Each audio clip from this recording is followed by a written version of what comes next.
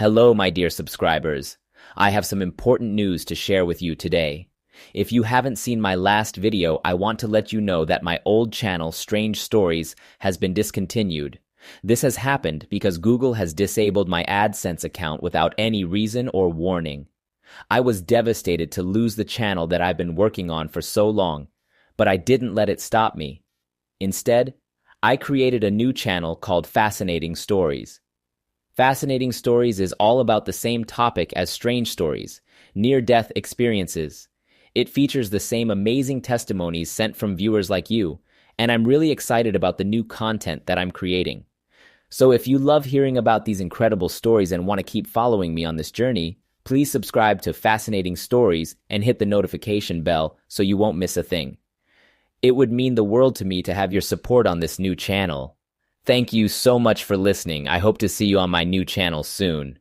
I choked while serving in the United States Navy and was chewing on a hard-boiled egg. I could only inhale. My lungs filled up until they couldn't take any more. I had the impression that if I could get the egg out of my mouth, I would be able to live. I strolled up to a neighboring water fountain and turned on the water. When I tried to drink, I was shocked with 120 volts as the water reached my lips. My first realization was that I'd been subjected to an electrical shock, which I fully expected to survive. I was still having trouble breathing because of the egg caught on my esophagus. I wiped part of the egg away with my finger, but I couldn't breathe. By this point, I was in a state of fear and couldn't think of any method to help myself escape this accident. I remembered my Lord and thought to myself, at least I'm a Christian. When I looked into the adjacent room, I noticed my boss sitting in a swiveled chair, working on a radio message. Recognizing that I could still walk, I did so until I arrived at his chair. I couldn't speak, so I used the last of my strength to kick his chair to grab his attention. He was thrown to the floor, where he died alongside the typewriter. I'm on the floor next to my boss because I fell as well. Joe, another sailor, was keeping an eye on my movements. I was now deafeningly quiet and not breathing. I was bleeding from the bridge of my nose after collapsing and hitting the desk. Joe quickly began using back pressure life-saving techniques to me. This is now known as CPR. An ambulance was summoned by another sailor. I was near the room's ceiling, watching the sailors do everything to save my life. I was in good spirits. I realized the unconscious person on the floor belonged to me, but I was unconcerned about it. I was seeing myself through the eyes of others.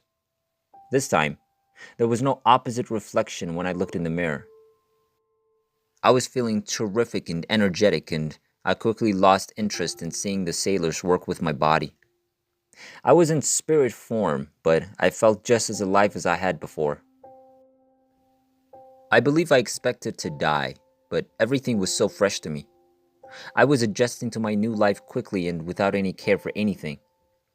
However, this new way of life has left me perplexed. For example, when I had an idea, I did it automatically. I stared at the nearby wall, and the next thing I knew, I was walking through it. When I choked, I was back in the room where I had been seated. I could float around this room at will. I breezed through several radios and teletype machines. I noticed a gloomy spot near my desk and went there. I was in this gloomy cloud next thing I knew. I was desperate to get out once I was inside. I was being engulfed by this beast. The sensation was similar to being inside a human. I was concerned and missed my free-floating spirit from before. I was eventually freed from the suffocating and scorching environment. It seemed like I was inside a womb. But how can it be imagined? The next thing I realized was that I was in a tunnel. This tunnel's diameter is estimated to be 6 to 7 feet. I was able to stand without touching the top. My height was 5 feet 10 inches. I was hurling through the tunnel more faster than I had planned. The speed was incredible. I was terrified. I came to a halt somewhere along my trek in this tunnel, and a man calmed me down and told me the adventure was coming to a conclusion. I took off again at the same pace as before. I'm not sure how I made it through the trip. The speed had to be at or near the speed of light. I felt no G-forces, only the anxiety and exhilaration of traveling at such a high speed. Finally, I came to a halt in the tunnel and had a good look at it. The tunnel resembled a huge vent pipe found in laundry dryers. The light was coming in from the outside, not from inside the tube. I was inside the tunnel when I heard a loud buzzing sound that damaged my ears. I was curious as to what held the tunnel together. I started walking now, looking for the light at the end of the tunnel.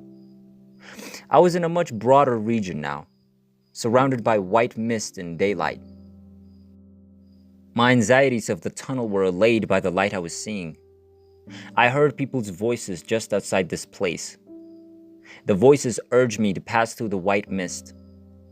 I noticed around a dozen people as I walked through the white mist. I'd seen these people before, but I couldn't recall their names.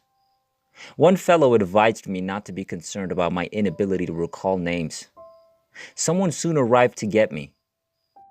He was about 27 years old and dressed in Levi's and a white t-shirt. The other 12 were dressed in white robes. The man in Levi's stated that he was my tour leader. He said I would meet other people later, but he wanted me to walk with him to see this new place first. We strolled through the most stunning flower beds I'd ever seen. The petals of the flowers were scrutinized in great detail by me. When I was looking at grass lawns, I concentrated on single blades of grass and was amazed at the beauty of each one. As I had done with a group of 12 people, I communicated with this man through thought transference. I noticed a metropolis with tall skyscrapers in the distance. The structures were the hue of gold, according to my guide. My advisor informed me that if I wished to be closer to the city, I could. Sure enough, I thought about getting closer, and before I knew it, I was on the outskirts of the golden metropolis. I observed some extremely breathtaking waterfalls in the flower gardens. I felt fantastic. Later, my guide handed me over to another man, who told me that I would now go through my life's evaluation. During this evaluation, which lasted about a second or less, I observed all I had seen earlier while living on Earth. I replayed every discussion I'd ever had. I saw every pet I'd ever had. I saw every article of clothing I'd ever worn. I relived every class I'd ever taken in school. I saw everything, all over again. My life's review came to a close in this edifice, which resembled a library. It was also there that I discovered I would not be remaining in this lovely land. I was devastated to learn that I would have to return to Earth. I sobbed and cursed at the people around me. My guide arrived and escorted me to see 2 classmates who had died 4 years before. I was surprised to see them alive. They had been football placers in high school. They were late for football practice one day, and their coach made them run laps around the field afterward. As a result, they were in the locker room long after the other players had left. Showers were impossible to take because there was no hot water. The 2 were gassed to death by fumes emitted by the natural gas water heater as they sat waiting for the water heater to provide hot water for their showers. Ironically, one of the boys' fathers was the plumber who had just installed the heater a few days before and was returning the next day to install the vent pipe to the exterior of this new shower room. I questioned the 2 boys why they were here, considering they were both meant to be dead. They told me that no one ever dies. The 2 boys were roughly the same age as when I last saw them on Earth. Both appeared to be satisfied and happy to be here. My guide returned me to the location of my life review. I asked again if I could stay. A man told me that I needed to return to Earth to finish my life. I knew from Sunday school that if someone wanted to see the Lord, he would appear. I requested to see Jesus. I walked, or floated to a little stage with my guide by my side. My guide dropped me off there. I didn't have to wait long until I heard a voice on this platform, close to where I was standing. When I heard a voice asking if I could see him, a mist began developing on the stage. The only thing I could see was the mist and heard the voice. The voice told me that if I concentrated harder, I would be able to see him. Soon after, I noticed Jesus standing in front of me.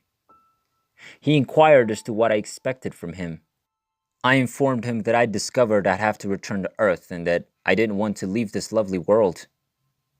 He explained to me that I had not yet fulfilled his wishes for me during my existence. I asked him what some of his wishes were, but he didn't respond. He stated I'd find out when the time was right, someday in the future.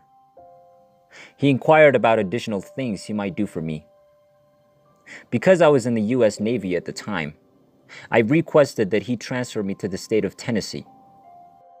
I told him that I'd spent a month in the state as a 12-year-old lad and that I wanted to return because the state was wonderful. He didn't respond. I inquired if he'd given it any thought. He told me that I only needed to ask once and everything would be taken care of. Many things were foretold to me by Jesus during my lifetime. I just remembered what he said to me after the occurrence. He did tell me, and I remembered this, that I should tell everyone about my meeting with him. He suggested that I inform everyone that he is real. Another thing I'll never forget is feeling his love radiate from him when he stood close to me. That he was the most wonderful love I had ever experienced. Jesus promised me that I would be taken back to my earthly home soon. 2 men approached me and said that they were my guardian angels. One of the men had previously served as my tour guide. I don't recall returning to Earth via the tube. We journeyed across space's blackness. We came to a halt on our journey back to Earth to chat.